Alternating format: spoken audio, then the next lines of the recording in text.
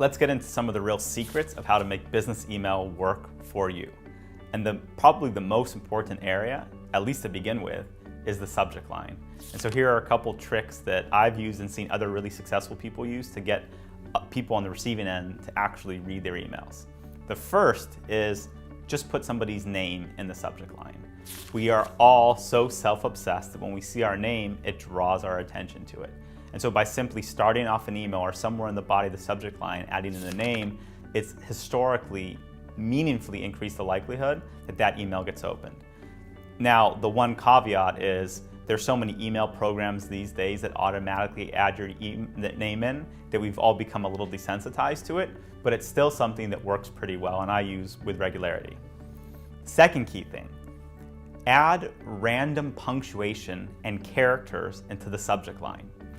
Basically, anything in the subject line that stands out visually and that somebody's not used to seeing grabs their attention. And so by putting things like a question mark or an exclamation point or a star in a subject line, you can actually meaningfully increase the likelihood of getting somebody to open up that email.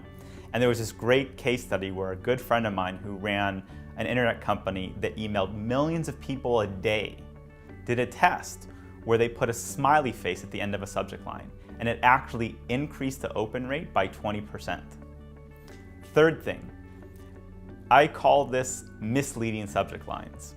A lot of times when I reach out to somebody for the first time and I'm trying to set up a call, I'll use a subject line, "Hi, David, our call." Now this person may have never met me before in our entire life. We may have never talked, we may have never had an email correspondence. And what happens is in the body of that email, I'll ask to set up a call. And so in the subject line, all I'm really doing is referencing this future call that I'm asking to have set up. But the person on the receiving end is gonna think, okay, do I have a call with this person? Is it already on the books? And so you'll have to do that little bit of work to check the body of the email to make sure it's not something that's already planned. So putting in a phrase like our meeting, our call, and then in the body of the email referencing this future meeting or call you want to have is often a really good, maybe tricky, but really good way to get somebody to open up your email. The fourth way is simply to put in the word at the beginning of an email, important dash, and whatever you're going to write, or response required dash, whatever you're going to write.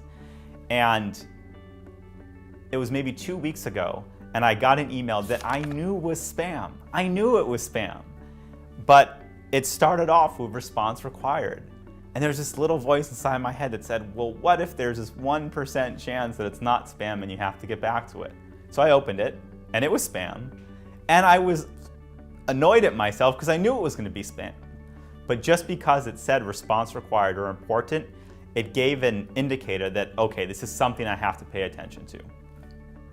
And the last pretty well-known practice that more and more people are using is actually making the entire body of the message the subject line. So a lot of times what I do is I put the entire body of what I'm going to write in the email just in the subject line and nothing else. And our behavior has been so trained by sites like Twitter, where we're used to getting these short messages and text messages, that actually just seeing a quick line where there's an identifiable action that's required enables us to respond to things more quickly. And so by using one or all of those 6 techniques, you're almost guaranteed to get people opening up your emails, reading them, and responding to them with much greater likelihood.